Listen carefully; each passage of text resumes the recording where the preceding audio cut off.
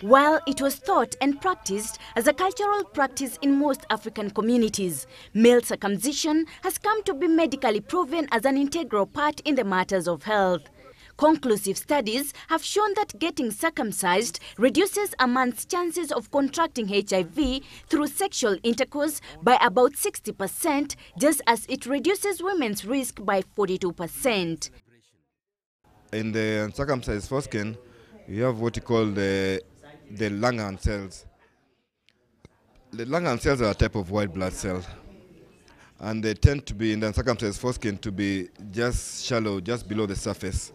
And in the circumcised man, these are target cells for the HIV virus.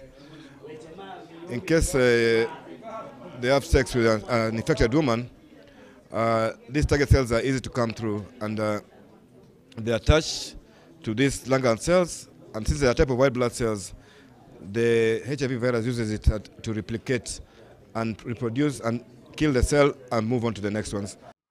With some of the communities in Kenya not practicing this norm, VMMC rolled out a program in October 2008 in disseminating the importance of male circumcision. January to June 2012 alone saw about 4,700 men in Nairobi being circumcised, among them 200 elderly, aged above 50 years. Mimi nilifurahishwa kwenda kutahirishwa mwezi wa 7 tarehe 8.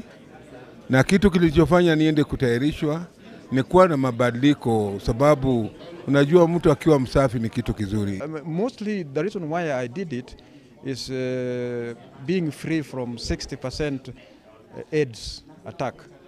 Pastor George Karambuka says that with the target being men aged above 25 years, as the prevalence peaks after age 24, it has posed as the greatest challenge in trying to make them undergo the cut. You find somebody saying that I don't want to be circumcised, it is painful, it is not our culture. My grandfather, great-grandfather was not circumcised. Why do you want me to go and get circumcised? I refused circumcision because it was painful. But later I discovered that there was an injection. If you are given, you don't even feel it now. And when I learned it is free, I decided to do it. Pastor George Karambuka further says that this should not be seen as a leeway towards unprotected sex, considering that it does not offer a 100% protective measure.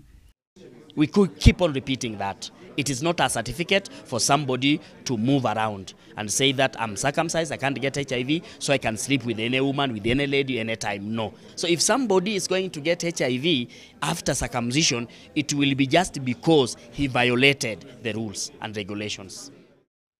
In doing this, NMMC has seen a reduction in HIV infection and plans to increase the number of circumcised men to 860,000, with its main focus directed at sexually active men. Violet Makendo, GBS News.